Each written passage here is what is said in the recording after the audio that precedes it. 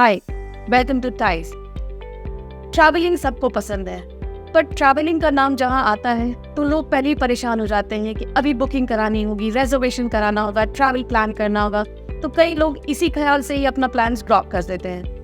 But nowadays, when the smart people think of traveling, they go to the websites like Ease My Trip, जहाँ पे everything is managed, right from the ticketing to bookings to the travel plans.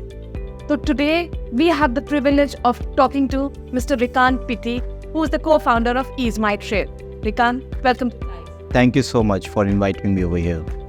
So सबसे पहले रिकांत आप ये बताइए कि आप Ease My Trip उस टाइम में शुरू हुआ जब लोग काउंटर्स पे जाकर के बुकिंग कराते थे या वेबसाइट्स IRCTC या एयरलाइंस की वेबसाइट्स पे जाके टिकट कराते थे। तो आपको ये आइडिया आया कहाँ से? How did you think of this idea?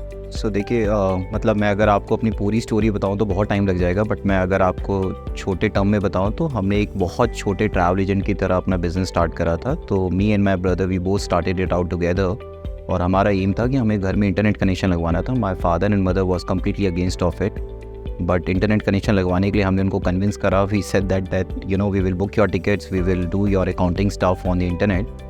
So that's how we got the internet connection and we started booking air tickets for my family and friends. So सबसे पहले अपने फादर की टिकट्स बुक करी, and then while booking the tickets we found out that the travel agent used to charge 500 to 1000 rupees additional on each and every ticket, right? So and that's how we started this for booking ourselves and then for our family and friends, and saved a lot of money.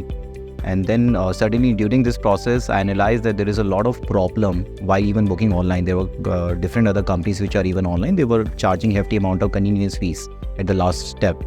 So we thought that being a transparent dealing, so we should develop a kind of solution which will give a transparency to the user. That's how we thought of Ease My Trip, and I started developing technology around it to solve the problems, and that's how Ease My Trip is emerged. तो रिकांत, आप बता रहे थे कि आपने इसके against आपने इसके लिए ईज माई ट्रिप के लिए टेक्नोलॉजी बिल्ड करना शुरू किया। तो आप अपने बैकग्राउंड के बारे में ज़रा बताइए कि विच बैकग्राउंड आर यू फ्रॉम, आपने क्या पढ़ाई की, आपने कब ये बिजनेस शुरू करने, किस स्टेज में आके, किस एज में आके ये बिजनेस शुरू करने? मैं स्कूल में पढ़ रहा था, तो it was 2005. I was in my 12th standard and my brother was in the second year of the college. He is 2 years elder than me. सो उस टाइम पे we thought of having an internet connection, जैसे अभी मैंने आपको बताया। तो उसी टाइम पे फिर हमने अपने फादर के लिए टिकट्स बुक करनी स्टार्ट करी, and that's how we realise that there is a problem where in the people are not getting the required stuff which they need, and along with that transparency was an issue. Technology was not that stable at that point of time. तो मैंने खुद coding करनी start करी. मेरा जो background है, मैंने 2006 में एडमिशन लिया in Kurukshetra university, and I am electronics and instrumentation engineer. But still कि इंडिया के अंदर में अगर आप इलेक्ट्रॉनिक्स पढ़ लो, कुछ भी पढ़ लो, तो उस टाइम पे तो आपको जाना तो IT में ही होता था. तो फिर then at that particular point of time I started coding. I was a Java developer before, but being a bootstrap company, we don't have that kind of money to get the people who are Java developers because they were very costly. So I got myself converted into Microsoft technology. और Microsoft का उस time पे बहुत अच्छा खासा boom था. Everybody wanted to learn the technology over there. Then I hired a couple of freshers. Then उन freshers की मदद से हमने टेक्नोलॉजी बिल्ड करनी स्टार्ट करी. तो रिकांत, इस चीज़ के लिए आपने अपने पेरेंट्स को कैसे कन्विंस किया? जैसे इंडिया में एक माइंडसेट है कि once you go for the engineering तो आपको जॉब में ही जाना है, IT सेक्टर के जॉब में ही, you can not take risk in the business. तो मतलब आपके पेरेंट्स ने आपको शुरू से ही सपोर्ट किया बिजनेस करने के लिए, या आपको उनको कन्विंस करना पड़ा? देखिए, we belong to the business family, and I am very fortunate that both of my parents are very much encouraging for अस.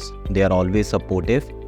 तो कभी भी हमें ऐसा नहीं लगा कि अगर हम कोई बिज़नेस करने की सोच भी रहे हैं तो they will create an hurdle for us.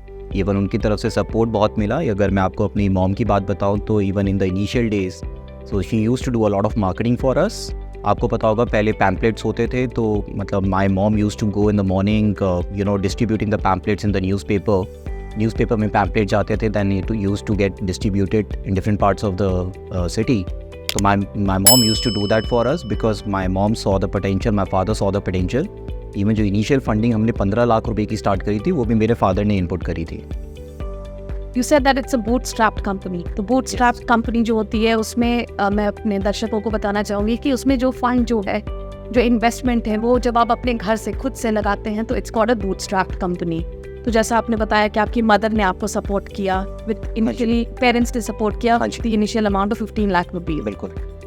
तो वहाँ से यहाँ तक की जर्नी अगर आपको कुछ लाइंस में बताना हो तो आप कैसे बताइएगा? आप कहाँ थे, वहाँ से आप यहाँ जो पहुँचे, how will you describe this journey? So I would say that one has to be persistent when they are doing a business, when they are running their startup. So as a matter of fact, we bootstrapped and we never raised any capital. Even till now also we never raised any capital. So we got IPO'd in 2021, but now we are a unicorn. And as a matter of fact, we hold 67% of the company till now as well. So if I'll tell you about my journey, it fills with ups and downs. So there were like lots of challenges in between. तो उन challenges को हमने पार करा। हमने daily यही सोचा सुबह उठ के कि आज की एक नई शुरुआत है। हमारे पास में competition was like completely filled with a lot of money. We were having very heavy competition. But still we were always resilient. We always thought that कि ठीक है, ये अगर प्रॉब्लम आई है तो उसको सॉल्व करना है। तो प्रॉब्लम सॉल्विंग बहुत ज़रूरी है हर एक स्टार्टअप के अंदर में। तो वही हम तीनों भाइयों ने मिलकर इसमें मेहनत करी and then we divided our divisions in a way that if I'm looking into technology or operations, then my other brother is looking into finance, the other brother is looking into marketing. तो एक तो founder level पे trust होना बहुत ज़रूरी है। जैसा कि आपको पता है कि generally if it's a family owned business, so as like we all three started together, तो बड़ा मुश्किल होता है and the people generally believe कि ये नहीं चल पाएगा। बट अगर आप as an family owned business भी स्टार्ट करते हैं तो अगर आपको फाउंडर्स में एक दूसरे पे ट्रस्ट है तो you can reach to the any part of the world. So it's a kind of success which you can imagine and you can get it. What is one lesson that the startups can learn from your experience, Shrikant? Okay. So a lot of things I would say, but one thing which I would probably be saying, and I've been saying it very, very upfrontly, is that be resilient. The path may not be same as what you've been expecting. आप कोई भी product सोचते हैं build करने का तो आपको लगता है बहुत आसान है, बट अगर आप उसी पाथ पे चलने की कोशिश करते हैं तो आपको पता चलता है इसमें बहुत कठिनाइयाँ हैं, काफ़ी मुश्किलें हैं। बट आपको उन मुश्किलों को पार करना है और आपको अपने विजन के साथ में चलना है। और अगर आपका विजन क्लियर है तो आप हर एक मुश्किल को पार कर पाएंगे and then you will be able to get through what you want. आजकल विक्रांत हम लोग देखते हैं कि स्टार्टअप एक शुरू होता है, it reaches the peak level. बहुत सारे स्टार्टअप्स यूनिकॉर्न स्टेटस भी अचीव कर लेते हैं, but after that they fail miserably. तो इसका आपको क्या लगता है, what is the reason behind that? देखिए, कंपनी को ना सेल्फ सस्टेनेबल होना बहुत ज़रूरी है। ईज माई ट्रिप एक ऐसी कंपनी है जो बूटस्ट्रैप्ड है और प्रॉफिटेबल है। And from the day we incepted the company we always made sure कि हम एज एन स्टार्टअप तो हैं बट हम इसको एज एन बिजनेस की तरह रन करेंगे। We are not going to run this company as an way that we take the investment from somebody and then we will probably make the losses. तो self sustainable company को होना बहुत ज़रूरी है, profit बनाना बहुत ज़रूरी है। अगर आप प्रॉफिट बना रहे हैं, अगर आप लिस्ट हो जाते हैं तो you will have to give the returns to your investors as well. So that is very important. अगर आप ये दोनों चीज़ें कर पाए हैं तो मुझे नहीं लगता कि आप फ़ोन करेंगे किसी भी तरीके से। सो विक्रांत, वन लास्ट क्वेश्चन कि AI आज के डेट में हर बिजनेस को चेंज कर रहा है, transforming the way the businesses are being done, it's changing the face of every business. तो ईज माई ट्रिप की अगर हम बात करें तो ईज माई ट्रिप में AI का कितना role?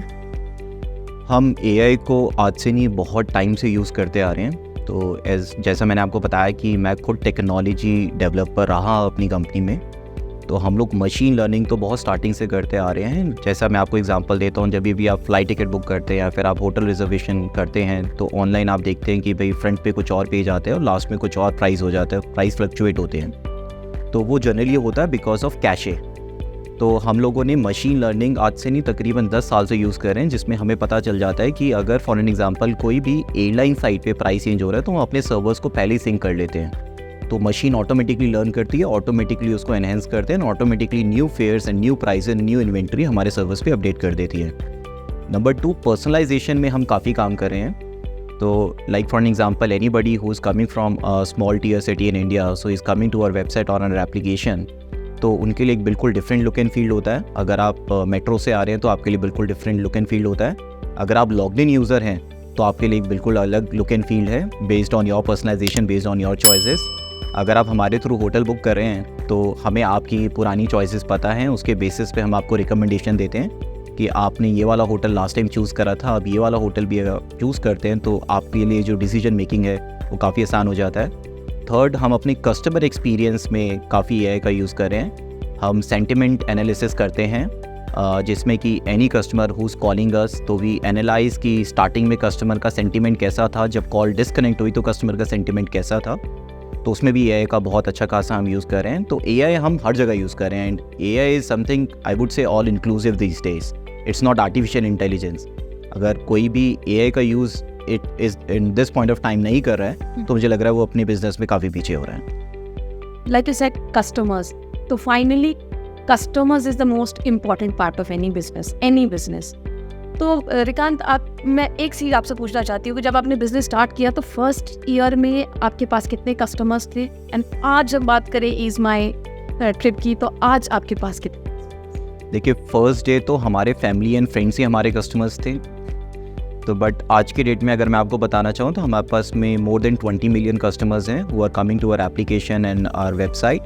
And the good part is that कि हम अपने कस्टमर्स की सर्विस अभी भी गारंटी करते हैं इन अ वे कि अगर कोई भी कस्टमर हमारे पास में बुकिंग करता है तो there is 86% chances that customer is coming back again. So we have got 86% repeat rate. और उसका सबसे बड़ा रीज़न है we have our own call centres. We don't outsource our call centres because we believe we are in a service industry, और service industry में होने की वजह से service is the key to success.